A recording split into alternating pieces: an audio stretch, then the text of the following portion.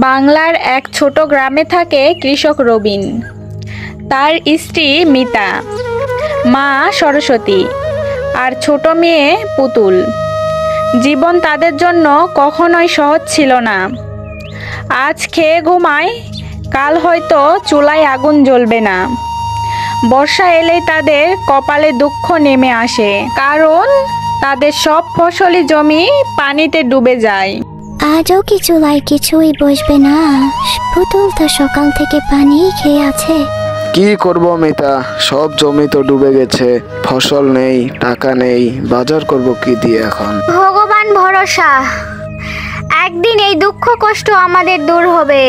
রবিন ছোট ঘরে ঢুকে দেখে রান্নাঘরে শুধু একটা ভাঙ্গা হাঁড়ি, তাতেও কিছু নেই। গতকাল রাতে খেয়েছিল শুধু এক বাটি ভাত। মা, তুমি কান্না করো না দয়া করে। তুমি কান্না করলে আমিও যে ভেঙে পড়বো, আর আমি ভেঙে পড়লে আমাদের পরিবারের সবার কি হবে? বাবা, আজকে কিছু আনতে পারবি তো? সকাল থেকে কিছু খাইনি। দেখি মা, ভগবান চাইলে সবকিছু আবার স্বাভাবিক হবে, তুমি চিন্তা করো না। রবিন পাশের ঘর থেকে শুনতে পেল, মা, মাছ দিয়ে ভাত খাবো। কতদিন থেকে মাছ দিয়ে ভাত খাইনি, বাবাকে আনতে বলো। আর একটু ধৈর্য ধর মা, দেখছিস তো আমাদের সব ফসলি জমি পানির নিচে চলে গেছে। ঠিক আছে মা, তবুও বাবাকে বলো আমি মাছ দিয়ে ভাত খাবো। ঠিক আছে বলবো, এখন লক্ষ্মী মেয়ের মতো ঘুমাই চল। হায় হায় ভগবান, আমি আর কত সহ্য করব? এইবার অন্তত একটা পথ দেখাও।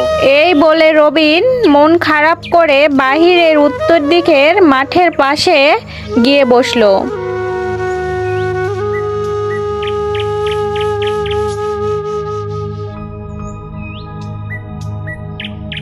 সে দেখলো একটা উঁচু জমিতে অনেক ছিম হয়েছে। আরে বাহ, আমাদের সব জায়গা ডুবে গেছে, কিন্তু রান্নাঘরের ভিতরে কিছু জায়গা ফাঁকা আছে। আমি এইবার সেখানে ছিম চাষ করব। এই বলে রবিন বাড়ির দিকে হাঁটতে শুরু করলো।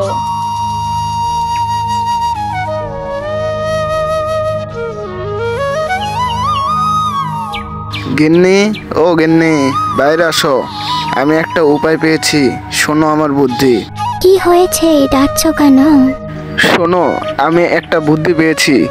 আমাদের রান্নাঘরে যেটুকু জায়গা পড়ে আছে ওখানে আমরা সিম চাষ করব। আমাদের সব ফসলের জমি ডুবে গেছে তো কি হয়েছে?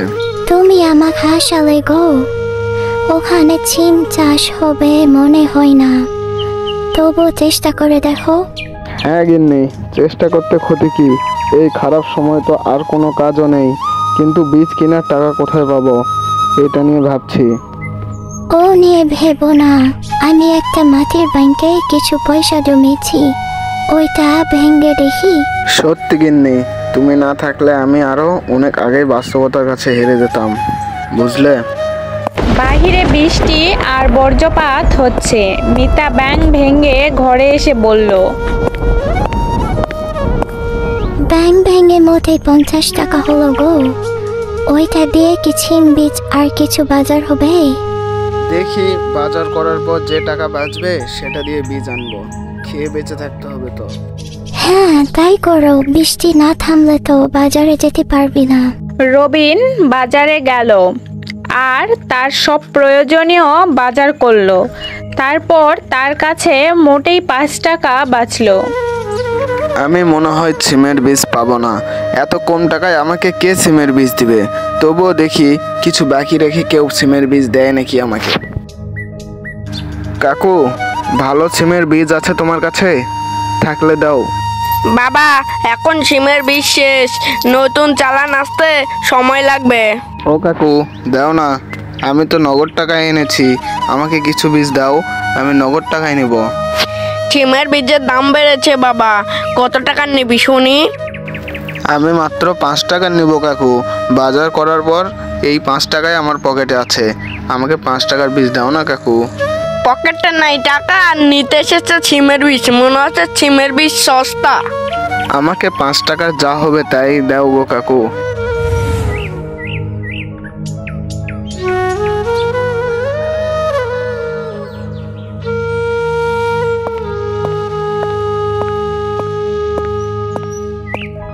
বাবা বাবা সিমের বীজ লাগাবো। হ্যাঁ রে মা, চল আমরা এখন সিমের বীজ লাগাতে যাব। সেই দিন সবাই মিলে তাদের রান্নাঘরে সিম বীজ লাগালো, কিন্তু সিম গাছ হতে সময় লাগবে, ততদিন তারা কি খাবে? এইদিকে তাদের ফসলি জমি থেকেও পানি বের হয়নি। কিন্নি, এইভাবে বসে থাকলে কিভাবে সংসার চলবে? এইদিকে সিম গাছ হতেও তো সময় লাগবে, এখন একটা উপায় বলো দেখি। শোনো, এখন তো ভাদ্র মাস, পূর্ব মাঠে তালের গাছগুলিতে অনেক তাল পেকেছে। তুমি ভোরে গিয়ে তালগুলো কুড়িয়ে বাজারে বিক্রি করতে পারবে। তুমি ঠিক বলেছো গিন্নি, আমি আজকে ভোরেই যাব তাল কুড়াতে, আর অনেক তাল কুড়িয়ে সব বাজারে বিক্রি করে আমাদের কালকে সব বাজার করে নিয়ে আসবো। আচ্ছা ঠিক আছে, এখন অনেক রাত হয়েছে, ঘুমাসো। রবিন ভোরে উঠে তাল কুড়াতে যাবে, ঠিক ওই সময় বাবা বাবা, আমিও তোমার সাথে যাবো, আমাকেও নিয়ে চলো। না না, এত ভোরে তোকে যেতে হবে না। ও ছোট মানুষ, ও আমার সাথে যেতে যাচ্ছে, যাক, গেলে তো কোনো ক্ষতি নেই, ভালোই হবে, দুইজন মিলে তাল কুড়ানো হবে। হ্যাঁ বাবা চলো।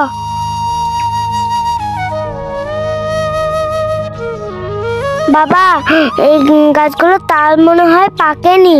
হ্যাঁ রে মা, চল আর একটু সামনের দিকে যাই, দেখি ভাগ্যে কি আছে আজকে। এই বলে সামনের দিকে হাঁটতে লাগলো, আর দেখলো অনেক তাল পড়ে আছে। দুইজন মিলে সব তাল কুড়িয়ে বাজারে বিক্রি করতে গেল, আর তাল বিক্রি করে ব্যাগ ভর্তি বাজার নিয়ে আসলো। এইভাবে চলতে থাকলো কিছুদিন। কি গো, দেখো এইদিকে সিমের বীজ থেকে চারা বের হয়েছে। কই দেখি, তাই তো অনেক চারা বের হয়েছে দেখছি, সবগুলো যদি ঠিকঠাক হয় তাহলে আমাদের অনেক সিম হবে। চারার গোড়ায় একটু গোবর দিতে হবে। বাবা বাবা, দেখো কত সিম গাছ হয়েছে। হ্যাঁ রে মা, এখন সবাই মিলে ভালোবেসে যত্ন করে গাছগুলো বড় করতে হবে, তাহলে আমরা অনেক সিম পাবো এখান থেকে। কি গো, সিমগুলো তুলে বাজারে নিয়ে যাও। বাবা দেখো কত সিম হয়েছে। হ্যাঁ রে মা, সব পরিশ্রমের ফল, আর পরিশ্রমের ফল সবসময় মিষ্টি হয়। দেখ বাবা, ধৈর্য ধরলে একদিন যেটা তুই চাইবি সেটাই পাবি। যে চেষ্টা করে সে কখনোই হারে না। তারা সিম বিক্রি করে স্বাবলম্বী হয়ে গেল, আর বর্ষার পর তাদের ফসলি জমি থেকে পানিও বের হয়ে গেল।